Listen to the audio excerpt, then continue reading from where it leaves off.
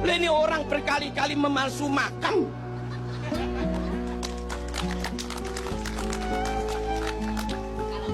Sama sekali nggak mewarisi sifat Rasul.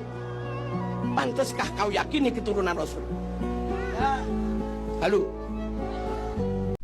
Salah seorang tokoh di Indonesia atau di Nusantara, yakni tokoh di Nahdlatul Ulama, adalah Kiai Haji Marzuki Mustamar yang sudah terang-terangan ikut membahas nasabah Alawi.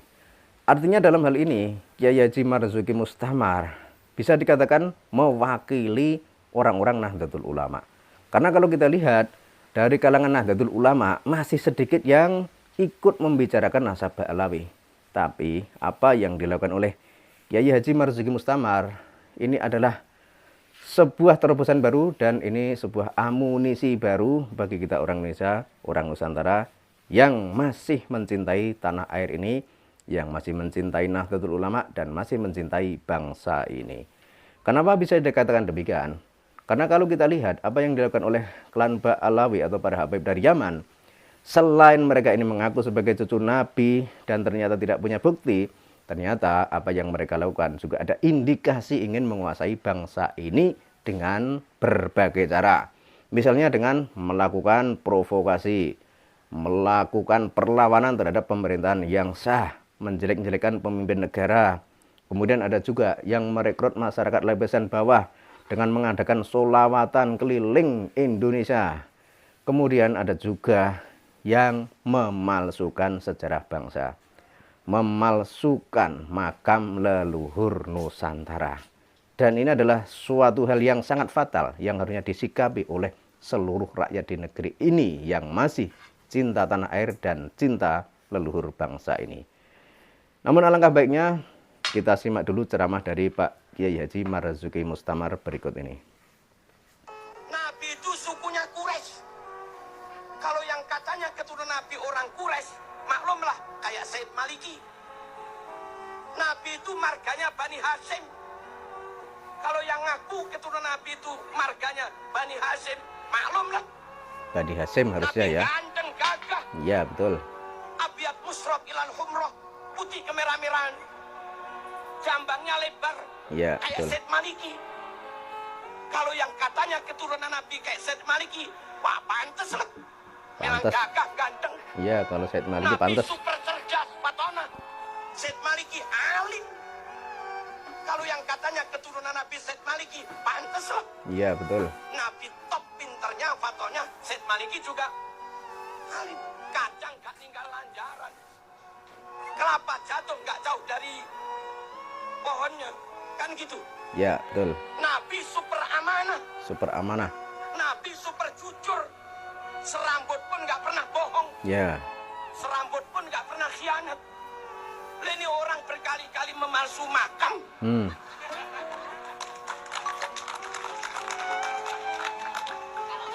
Sama sekali gak mewarisi sifat Rasul. Iya. Pantaskah kau yakini keturunan Rasul? Halo. Jadi silakan Anda renungkan sendiri. Jika ada orang mengaku sebagai keturunan Nabi, padahal kelakuannya tidak mencerminkan akhlakul karimah sang Nabi.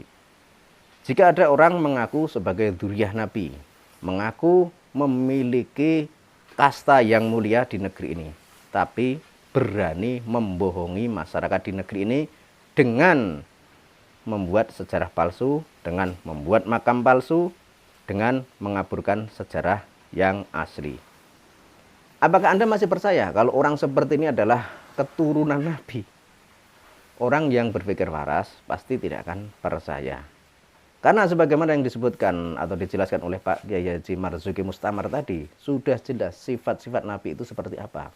Artinya kalau orang itu keturunan Nabi, otomatis sifat dan sikapnya tidak jauh berbeda dari Kanjeng Nabi.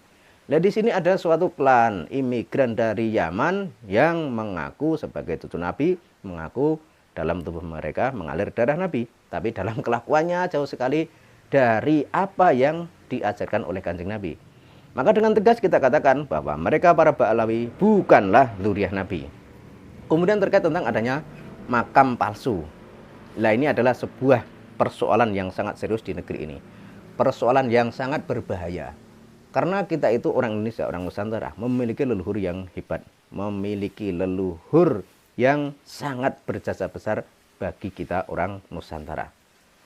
Apakah Anda rela jika nama leluhur Anda dicaplok oleh Ba'alawi dari Yaman? Atau apakah Anda rela jika leluhur Anda diklaim seolah-olah miliknya orang dari Ba'alawi Yaman? Kalau orang yang waras pasti tidak akan rela. Karena mereka, para habaib itu adalah imigran. Mereka ini hanyalah pendatang. Jadi mereka ini bukanlah orang pribumi Nusantara. Mereka ini dulunya itu didatangkan oleh Belanda. Dulu mereka, para habaib, bekerja kepada Hindia Belanda. Mereka buruh mencari duit kepada Hindia Belanda. Kemudian dari hasil buruhnya itu sebagian mereka kirimkan ke negara asalnya sana di Yaman. Karena kala itu negara Yaman tengah berada di kondisi yang sangat memprihatinkan. Jadi sejarah ini harus diungkap dan jangan disembunyikan. Artinya kita ini selama ini cuma dikasih suguhan atau dikasih tontonan oleh segerombolan orang dari Yaman yang mengaku sebagai cucu Nabi dari jalur lelaki. Kok kita percaya begitu saja?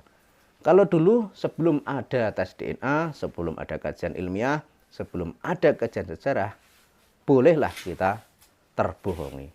Tapi sekarang kalau semua itu sudah ada fakta yang memutarbalikkan semua fakta yang dulu ada, ya harusnya kita ikuti data yang terbaru ini. Artinya kalau dulu kita menganggap mereka habaib adalah dzurriyyah Nabi, karena kita belum tahu bahwa sebenarnya mereka ini bukanlah dzurriyyah Nabi. Nah sekarang kalau sudah ada tesis ilmiah, sudah ada tes DNA, sudah ada kajian sejarah, bahwa ternyata mereka ini para Ba'alawi tidak terkonfirmasi sebagai keturunan Kanjeng Nabi, ya harusnya kita meyakini yang terakhir ini. Jadi fakta-fakta seperti ini adalah fakta-fakta yang harus kita ikuti. Artinya kita itu tidak boleh hanya taklid buta mempercayai mereka, padahal data dan fakta tidak sesuai dengan keyakinan tersebut. Anda itu meyakini para Ba'alawi sebagai dzurriyyah Nabi, tapi menurut kajian ilmiah, menurut tes DNA, menurut kajian sejarah, mereka para habib bukanlah dzurriyyah Nabi. Apakah Anda masih akan percaya? Kan seperti itu ringkasnya. Dan terkait apa yang disampaikan oleh Pak Kiai Haji Marzuki Mustamar tentang adanya makam-makam palsu, ini harus disikapi secara serius oleh seluruh rakyat di negeri ini.